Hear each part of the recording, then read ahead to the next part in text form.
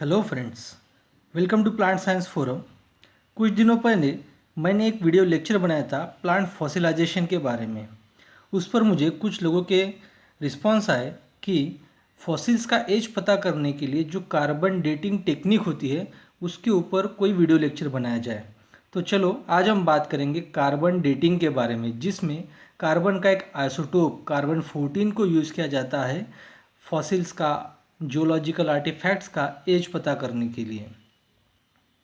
तो उसके पहले हम कुछ टर्मिनोलॉजी को जान लेते हैं। Neutrons, isotope, radioactive decay, beta particle, half life, cosmic rays, ये कुछ ऐसी टर्मिनोलॉजी है जिनका हमको इस्तेमाल करना है इस वीडियो लेक्चर में। अभी देखते हैं कि ये देखिए, ये है एक स्ट्रक्चर ऑफ एटम। इसमें जो सेंट्रल पार्ट है ये है न्यूक्लियस। इस सेंट्रल पार्ट में जो ब्राउन कलर के दिखाई दे रहे पॉजिटिव चार्ज वो है प्रोटॉन्स, और ग्रे कलर के जो सर्कल्स है वो है न्यूट्रॉन्स, और ये है रिवॉल्विंग इलेक्ट्रॉन्स। किसी भी एटम में जो उसका वेट होता है वो वेट कंट्रीब्यूट करता है न्यूक्लियस, मतलब प्रोटॉन और न्यूट्रॉन। इलेक्ट्रॉन का वेट बहुत ही निग्लिजिबल होता है। तो न्यूट्रॉन के बारे में आपने जान लिया। अभी आप समझिए कि आइसोटोप क्या होता है। कोई भी एटम है जिसका एक पर्टिकुलर एटॉमिक नंबर होता है। यहाँ पे हम एग्जांपल देखते हैं कार्बन का। कार्बन का एक पर्टिकुलर एटॉमिक नंबर है जो है 6, और उसका एक नॉर्मल एटॉमिक वेट नंबर होता है 12। तो कार्बन का एटॉमिक नंबर 6 है और एटॉमिक वेट 13 और 14, ऐसे भी कार्बन के एलिमेंट मिलते हैं। तो ये जो कार्बन के अलग अलग एलिमेंटल फॉर्म्स है 13, 12, 14, इनको बोला जाता है आइसोटोप्स, मतलब elements having different mass number. अब ये जो आइसोटोपिक एलिमेंट्स होते हैं उसमें से कुछ जो एबनॉर्मल है, नॉर्मल होता है कार्बन 6, 12 और 13, 14, ये क्या हो गए उसके आइसोटोप हो गए। तो ये जो आइसोटोप है ये रेडियो एक्टिव होते हैं, और ऐसे न्यूक्लियस अनस्टेबल होते हैं। ऐसे अनस्टेबल न्यूक्लियस, एटॉमिक न्यूक्लियस धीरे धीरे धीरे डिके होते रहते हैं by losing radiation. This is called as radioactive decay. Radioactive decay is the process by which an unstable atomic nucleus loses energy by radiation. अब इस तरीके से जब कोई भी एटॉमिक न्यूक्लियस डिके होते रहता है तो उसमें से जो रेडिएशन निकलते हैं उसमें से एक टाइप होता है बीटा पार्टिकल्स, जो यहाँ पे दिखाया गया है। तो beta particle is also a product of radioactive decay. ऐसे धीरे धीरे जब वो एटम या फिर वो पूरा सैंपल, जितना भी सैंपल है उसमें कुछ बहुत सारे नंबर ऑफ एटम्स है, तो उसमें से आधा नंबर ख़त्म होने के लिए, आधा सैंपल ख़त्म होने के लिए जितना टाइम लगता है उसको बोलते हैं हाफ लाइफ। और सबसे नीचे का टर्म है कॉस्मिक रेज। सन से अर्थ के एटमॉस्फेयर में बहुत सारी एनर्जी आती है। वो जो हाई एनर्जेटिक एटॉमिक न्यूक्लियस और अदर पार्टिकल्स भी उसके साथ आते हैं, इसको बोला जाता है कॉस्मिक रेज। अब ये कार्बन डेटिंग एक्चुअली होता क्या है? जैसा कि इसके पहले हमने बात किया, कार्बन डेटिंग से हम किसी भी कार्बन बेस्ड मटेरियल की एज पता कर सकते हैं। और ये एज पता करने के लिए हमारे पास में जियोलॉजिकल सैंपल होता है, या फिर उसको आर्टिफैक्ट्स बोलते हैं, जो हमको डिगिंग की प्रोसेस में मिल गया, और उसको कंपेयर किया जाता है किसी स्टैंडर्ड मटेरियल के साथ में। तो sample is going to be compared with a reference standard material. इसको दूसरा भी नाम दिया गया है जिसको बोलते हैं conventional radiocarbon age. This is the important aspect of this complete video lecture. अब यहाँ पे ध्यान से देखिए, इसमें यह है एक जनरल कार्बन साइकिल। अभी आपको पता होगा कि एटमॉस्फेयर में सबसे ज़्यादा कॉन्सेंट्रेशन होता है नाइट्रोजन का, 78% एलिमेंट होता है, और 0.03% होता है कार्बन। अब सूरज में से जो कॉस्मिक रेडिएशन आते हैं उसमें कुछ हाई एनर्जी पार्टिकल न्यूट्रॉन्स भी होते हैं। ये हाई एनर्जी पार्टिकल न्यूट्रॉन्स जो कॉस्मिक रेज में होते हैं वो नाइट्रोजन के साथ में कोलाइड कर जाते हैं। नाइट्रोजन के साथ में कोलाइड कर गया, फिर ये न्यूट्रॉन को नाइट्रोजन कैप्चर कर लेता है, और कैप्चर करने के बाद में जो कुछ बनता है वो है कार्बन 14, कार्बन का रेडियो आइसोटोप। अब एटमॉस्फेयर में कार्बन 14 भी है और एक जो नॉर्मल कार्बन होता है कार्बन 12 वो भी प्रेजेंट है। और ये अभी नहीं, ये प्री हिस्टोरिक टाइम से एटमॉस्फेयर में ऐसा हो रहा है। मतलब प्री हिस्टोरिक टाइम से एटमॉस्फेयर में नॉर्मल कार्बन 12 भी है और आइसोटोप 14 भी है। अब ये जो 12 और 14 दोनों कार्बन एटमॉस्फेयर में एक प्रोपोर्शन में प्रेजेंट रहते हैं हमेशा। फिर हम देख लेते हैं कार्बन साइकिल के बारे में। अब ये जो एटमॉस्फेयर में कार्बन डाइऑक्साइड है, कार्बन डाइऑक्साइड बन गया, उसमें कार्बन डाइऑक्साइड में कार्बन 12 भी है और कार्बन 14 भी है। तो वो कार्बन डाइऑक्साइड फोटोसिंथेसिस से प्लांट में आ जाएगा। प्लांट को फिर हर्बीवोर कंज्यूम करते हैं और हर्बीवोर के ऊपर डिपेंड करता है कार्निवोर्स। ये हो गया एक नॉर्मल फूड चेन। जब किसी नेचुरल कैलामिटीज़ से, जैसा कि हमने उस लेक्चर में बात किया था प्लांट फॉसिलाइजेशन के, अगर आपको पता करना है कि हर लिविंग ऑर्गेनिज्म क्या फॉसिल बनता है या फिर नहीं बनता है, तो क्या चांसेस है फॉसिल बनने के लिए, आप उस लेक्चर को देखिए।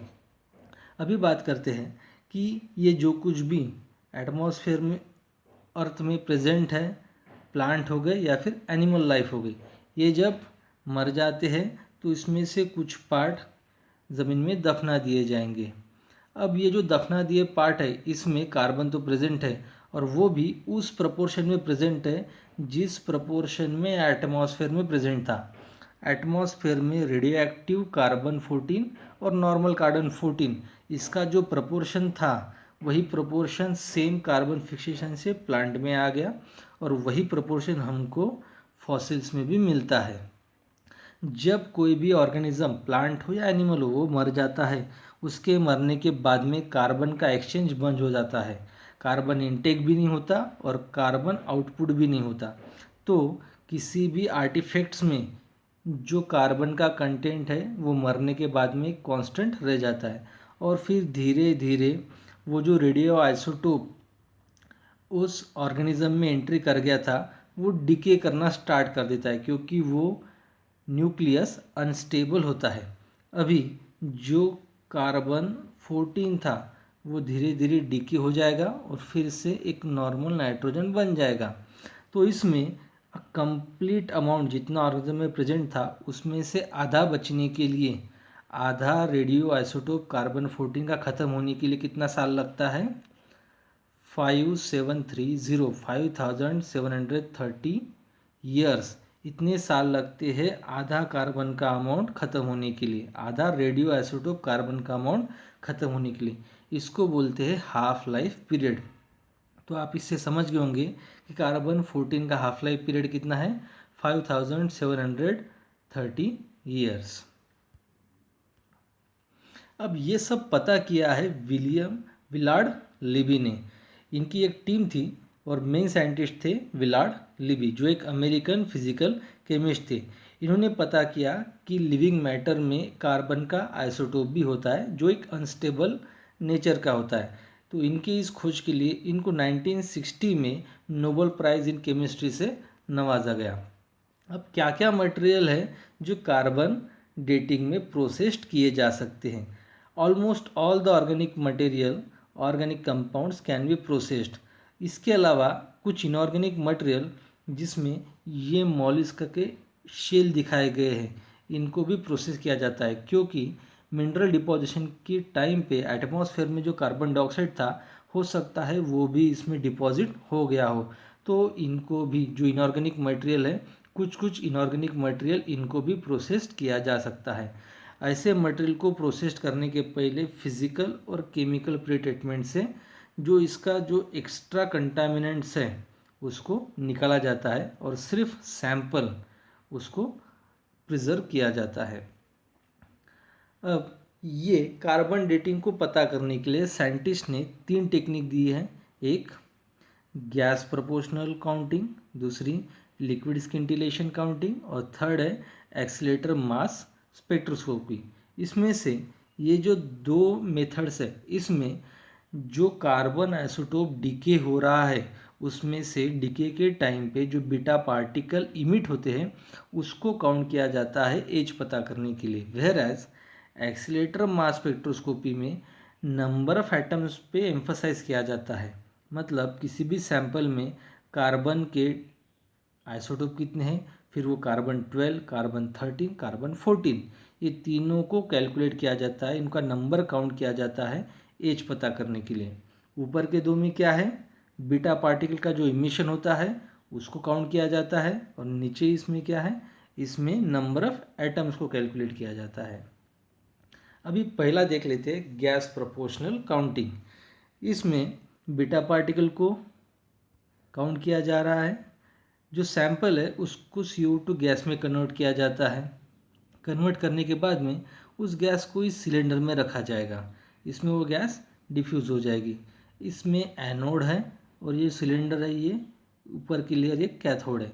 अब वो गैस में से जो बीटा पार्टिकल का इमिशन हो रहा है, उस बीटा पार्टिकल की इमिशन को डिटेक्ट किया जाता है, एम्पलीफाई करके उसका रीडिंग लिया जाता है।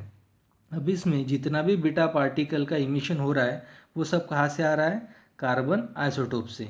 मतलब इसमें से पूरे सैंपल में कितना बीटा पार्टिकल इमिशन हो रहा है वो काउंट किया जाएगा, और उसको फिर बाद में किसी स्टैंडर्ड के साथ में कंपेयर किया जाएगा एज पता करने के लिए। सेकंड है लिक्विड स्किंटिलेशन काउंटिंग। इसमें भी बीटा पार्टिकल इमिशन को काउंट किया जाता है, लेकिन इसमें सैंपल को लिक्विड फॉर्म में कन्वर्ट किया जाता है और उस लिक्विड में एक स्किंटिलेटर ऐड किया जाता है। अब ये स्किंटिलेटर क्या होता है, ये एक ऐसा सब्सटेंस है जो फ्लैश ऑफ लाइट प्रोड्यूस करता है जब वो बीटा पार्टिकल के साथ में इंटरेक्ट होता है। मतलब देखिए अभी लिक्विड है, लिक्विड में हमारा कार्बन है जो एक आइसोटोप है जो हमने सैंपल से लिया है, और उसमें स्किंटिलेटर डाल दिया। अब वो आइसोटोप, कार्बन आइसोटोप जो सैंपल में था वो तो रेडियो एक्टिव है, वो बीटा पार्टिकल इमिट करेगा, और वो बीटा पार्टिकल स्किंटिलेटर के साथ में क्या हो जाएंगे, इंटरेक्ट करेंगे, और इंटरेक्ट करने के बाद में वो एक फ्लैश ऑफ लाइट प्रोड्यूस करेगा। ऐसा सैंपल बीच में रखा जाता है फोटो मल्टीप्लायर ट्यूब के, इस साइड में भी फोटो मल्टीप्लायर ट्यूब, इस साइड में भी फोटो मल्टीप्लायर ट्यूब, और बीच में रखा है सैंपल जिसमें लिक्विड फॉर्म में कार्बन आइसोटोप है और स्किंटिलेटर रखा गया है। जब सैंपल में से बीटा पार्टिकल निकलेंगे, स्किंटिलेटर के साथ में इंटरेक्ट करेंगे और फ्लैश ऑफ लाइट देंगे। अगर ये फ्लैश ऑफ लाइट दोनों साइड के फोटो मल्टीप्लायर ट्यूब डिटेक्ट करते हैं तो ही उसको काउंट किया जाएगा और एक सिग्नल जनरेट होगा। अगर सिर्फ एक ही राइट या लेफ्ट कोई भी उसको काउंट करता है तो वो गिना नहीं जाता बीटा पार्टिकल इमिशन में, दोनों के तरफ से उसका डिटेक्शन ज़रूरी है। अब इसमें जो बीटा पार्टिकल का एनर्जी जो इमिट किया जा रहा है वो डिटेक्टर उसको डिटेक्ट करता है, और डिटेक्ट करने की जो प्रपोर्शन है वो एनर्जी वो रिसेंबल करती है वो ऑब्जेक्ट से, मतलब सैंपल से जितनी भी एनर्जी निकलती है उसके साथ में। तो इस तरीके से पूरे सैंपल में से जितना भी बीटा पार्टिकल का इमिशन हो रहा है उतने सैंपल का पूरा बीटा पार्टिकल का इमिशन ये दोनों साइड से डिटेक्ट किया जाएगा और रिकॉर्ड किया जाता है पल्स के फॉर्म में, और फिर इसको किसी स्टैंडर्ड के साथ में कंपेयर किया जाएगा और एज पता कर दी जाएगी। अब थर्ड है एक्सेलेरेटर मास स्पेक्ट्रोस्कोपी। ये रिसेंट है और more accurate as compare to previous two. इसमें नंबर ऑफ कार्बन एटम्स को काउंट किया जाता है, कार्बन 14 के कितने आइटम हैं, कार्बन 12 के कितने हैं और कार्बन 13 के कितने हैं। ये टेक्निक में दो स्टेप इम्पॉर्टेंट है। एक पहली स्टेप में क्या किया जाता है कि जो सैंपल है वो सैंपल को ग्रेफाइट में कन्वर्ट किया जाता है, फॉसिल सैंपल को ग्रेफाइट में कन्वर्ट किया जाता है, मतलब उसको बर्निंग अलग अलग टेक्निक्स है जिससे वो ग्रेफाइट में कंडेंस हो जाएगा। ग्रेफाइट में कंडेंस होने के बाद में उसको सैंपल को रखा जाएगा। फिर दो इम्पॉर्टेंट स्टेप है जिसके बारे में मैं बोल रहा था। पहली स्टेप क्या है कि उसको हाईली काइनेटिक एनर्जी के साथ में एक्सेलरेट किया जाता है, और उसके बाद में एक्सेलरेशन के बाद में जो अलग अलग एटम्स हैं उनके विथ रिस्पेक्ट टू मास उसको काउंट किया जाएगा। फिर यहाँ पे विथ रिस्पेक्ट टू मास वो एटम्स सेपरेट हो जाएंगे। फिर कौन सा कार्बन 12 है, कौन सा 13 है और कौन सा 14 है वो काउंट किया जाता है, और फिर इस काउंटिंग के सिग्नल जो भी जनरेट हो रहे हैं उसको कंपेयर किया जाएगा एक रेफरेंस स्टैंडर्ड के साथ में। अब ये जो हम रेफरेंस स्टैंडर्ड बोल रहे हैं वो एक्चुअली है क्या। एक जो प्रिंसिपल रेफरेंस स्टैंडर्ड यूज़ किया जाता था वो है ऑक्जेलिक एसिड, जो 1955 में बना था in Maryland, National Institute of Standards and Technology, वहाँ पे ये बना था। और ये जो ऑक्जेलिक एसिड जो 1955 में बना था, उसकी 95% एक्यूरेटी थी एक वुड के साथ में जो बिलोंग करता था 1890 के साथ, 1890 से। अब ऐसा ज़रूरी क्यों है? क्योंकि इसके लिए थोड़ा हम जनरल बात करते हैं। देखिए, अभी एटमॉस्फेयर में क्या है, कार्बन तो प्रेजेंट है, लेकिन उसी के साथ में पोल्यूशन भी प्रेजेंट हो रहा है, और पोल्यूशन भी कार्बन डाइऑक्साइड को कंट्रीब्यूट करता है। कुछ डिकेड्स पहले एटॉमिक बॉम्ब का एक्सप्लोजन हुआ था, उसके साथ में भी एटमॉस्फेयर में कुछ एटॉमिक पार्टिकल रिलीज़ हो गए, कार्बन का कॉन्सेंट्रेशन बढ़ते जा रहा है इंडस्ट्रीज़ के साथ में। तो जो नेचुरल कॉन्सेंट्रेशन है कार्बन का, नेचुरल प्रपोर्शन जो है एक नॉर्मल कार्बन का with respect to its isotope, वो डिस्टर्ब हो गया है। तो इसकी वजह से ये जो वुड है, ये ऐसा वुड कंसिडर किया जाता है कि जिसके ऊपर आर्टिफिशियल कार्बन कॉन्सेंट्रेशन जो ह्यूमन की एक्टिविटी की वजह से कंट्रीब्यूट हुआ है, उसका कोई भी इफ़ेक्ट नहीं है। मतलब ये जो वुड है ये रिसेंबल करता है प्री हिस्टोरिक टाइम को, कि इसमें जो कुछ भी कार्बन 14 और नॉर्मल कार्बन का कॉन्सेंट्रेशन होगा वो प्री हिस्टोरिक टाइम के साथ प्रोपोर्शनेट है, और वैसा ही कॉन्सेंट्रेशन इसमें डिटेक्ट किया गया था, इसीलिए इसको स्टैंडर्ड बोला गया है। अब ये जब ख़त्म हो गया, तब 1977 में एक सेकंड ऑक्जेलिक एसिड मैन्युफैक्चर हुआ। पहला जो था वो था एक स्वीट पोटैटो से, स्वीट बीट से, और दूसरा था फ्रेंच ब्रीड मोलासेस से बना हुआ। इसके अलावा भी कुछ अलग अलग स्टैंडर्ड अवेलेबल है आज की डेट में।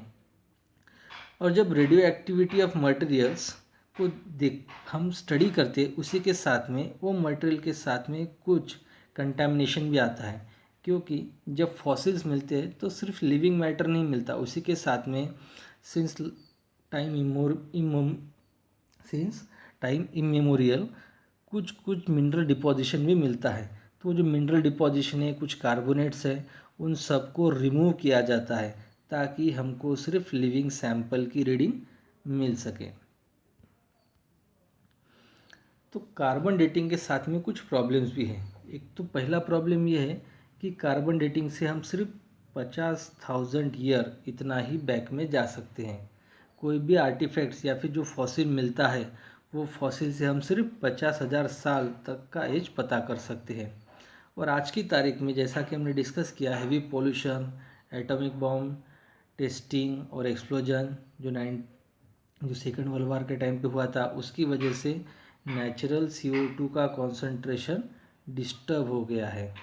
इसकी वजह से हमको एक्यूरेट रीडिंग कार्बन डेटिंग से मिलना थोड़ा डिफ़िकल्ट है।